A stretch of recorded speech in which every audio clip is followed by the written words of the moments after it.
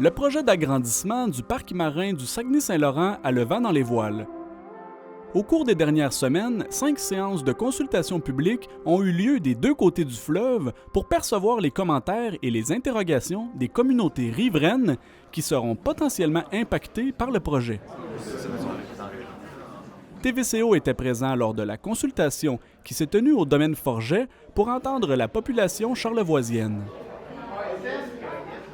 Vous assistez à une séance d'information pour le projet d'agrandissement du parc marin du Saguenay-Saint-Laurent. C'est un projet sur lequel on travaille depuis un certain temps et aujourd'hui, on soumet à la population de Charlevoix un territoire, mais un projet d'agrandir le parc marin de 3,6 fois la taille actuelle. Les partenaires qui assurent la gestion du parc marin actuel et qui projettent son agrandissement forment une association de parties prenantes assez unique en son genre. Quand on a créé le parc marin il y a 25 ans, c'était le premier. Puis on a créé le parc marin en vertu de 2 lois miroirs, une au Québec, une au fédéral. Donc depuis ce temps-là, on travaille Canada-Québec main dans la main pour mettre en œuvre. Et on peut imaginer, parce qu'il y a 25 ans, on était le premier. Donc imaginer, créer, comment faire pour protéger le fleuve. On le fait en collaboration Canada-Québec. On travaille aussi avec les Premières Nations. Les Premières Nations ont un siège sur notre comité de coordination. Donc, notre comité de coordination, c'est le regroupement qui guide les gestionnaires dans la mise en œuvre de nos actions. Donc, ils sont présents avec nous dans cette gouvernance-là. Puis, on travaille aussi avec les Premières Nations via des programmes de gardiens. En fait, on travaille avec les Premières Nations pour développer la capacité, savoir traditionnel, pour mieux protéger le parc marin ensemble, en fait. Au dire de la représentante de Parc Canada, les motivations environnementales pour élargir la zone protégée seraient nombreuses. C'est une aire marine protégée. Donc, quand on crée un parc marin, ce qu'on veut faire, c'est mettre la conservation au cœur de nos décisions, mais aussi la mise en valeur, la sensibilisation, l'éducation.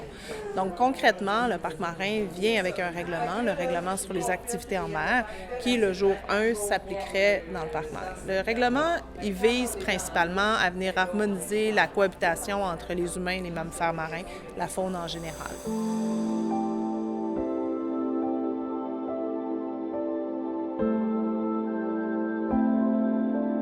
La protection du beluga constitue l'un des arguments centraux au cœur des finalités souhaitées par les gestionnaires du parc marin. En fait, le beluga, son habitat essentiel du beluga, le parc marin protège actuellement juste 37 %. Donc, c'est une des principales raisons pour lesquelles on veut agrandir le parc marin, c'est-à-dire de venir chercher 100 % de l'habitat essentiel. L'habitat essentiel, c'est l'espace que la femelle et leurs jeunes ont besoin pendant l'été pour vaquer à leurs occupations. C'est un des outils pour favoriser le rétablissement de l'espèce. Donc, le parc marin, c'est un outil pour mieux protéger cet habitat-là. Donc, on parle entre autres de distance d'approche, de vitesse, des comportements à adopter en présence des belugas. Notre règlement nous permet aussi de faire des zones d'exclusion temporaires qui permettent de créer des bulles de tranquillité dans les endroits où c'est important. On le voit actuellement dans la baie Sainte-Marguerite, dans le parc actuel. Donc, c'est un outil qui nous permet justement de mieux protéger le beluga. Madame Bergeron affirme que les co-gestionnaires du parc marin ne cherchent pas à exclure tout type d'activité humaine de l'aire protégée dans le fleuve Saint-Laurent. Le parc marin, c'est pas une cloche de verre, c'est une aire d'utilisation durable. On est donc un territoire, on tente de protéger le territoire tout en favorisant le prélèvement, que ce soit la pêche récréative, la pêche, même la pêche commerciale. La voie maritime continue de passer dans le parc marin parce que c'est important. Donc, notre approche, plutôt que d'exclure l'humain de l'écosystème, c'est de travailler avec les utilisateurs pour juste changer nos façons de faire.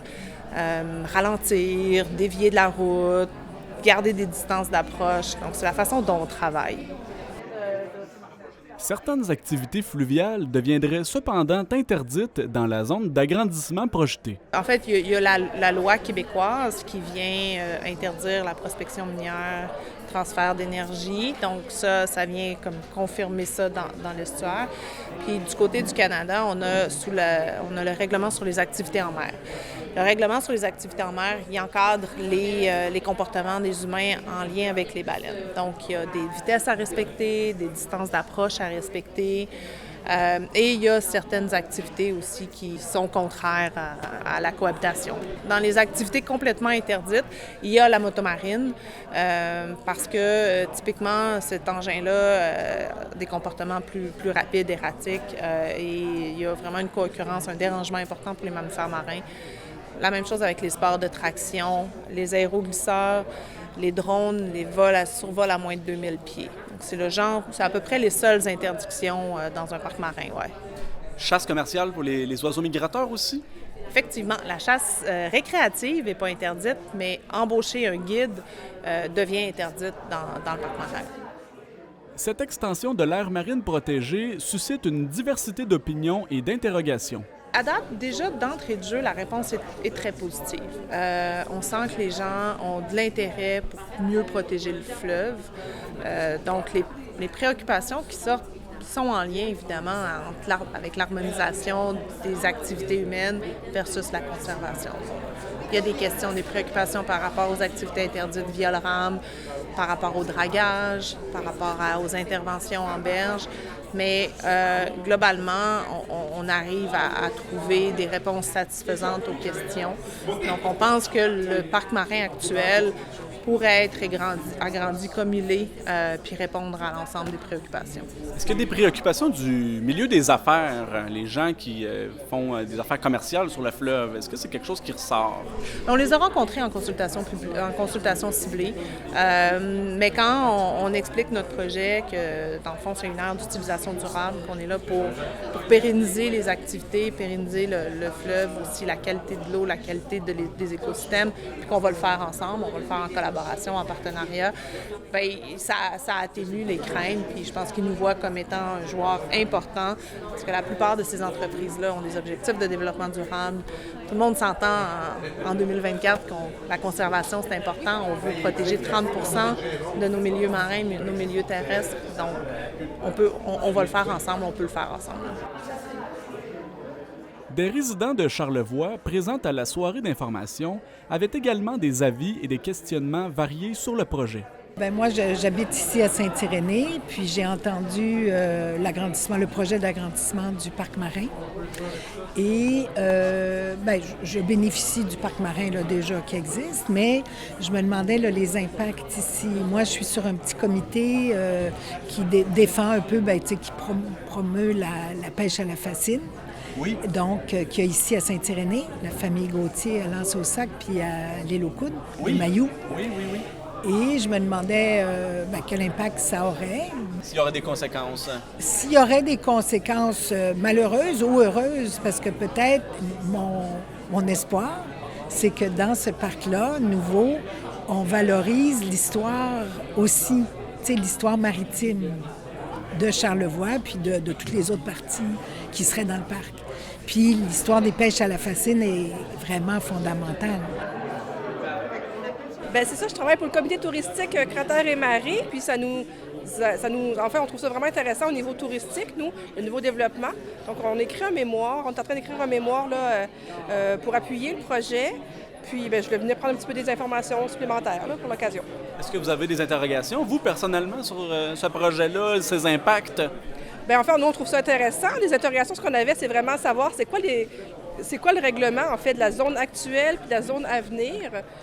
Et au niveau touristique, en fait, on sait que ça va gérer, en fait, un peu au niveau touristique, au niveau du développement. Nous, au niveau de Cratère et Marée, on est en développement durable. Donc, il n'y a pas d'enjeu. On n'est pas en développement d'expansion motomarine et compagnie sur notre secteur. Donc, c'est vraiment pour voir qu'est-ce qu'il y en est, la préservation. On est en train de se positionner aussi au niveau d'un grand concours international pour les plus belles baies du monde. Donc, c'est vraiment, ça vient concourir un peu à toutes nos prochaines actions à venir. Là. Donc, je vais m'informer.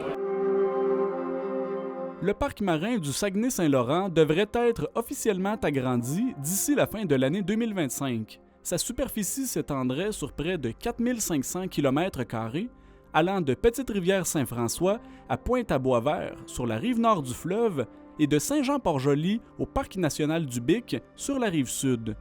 le fjord du Saguenay conserverait la même superficie protégée.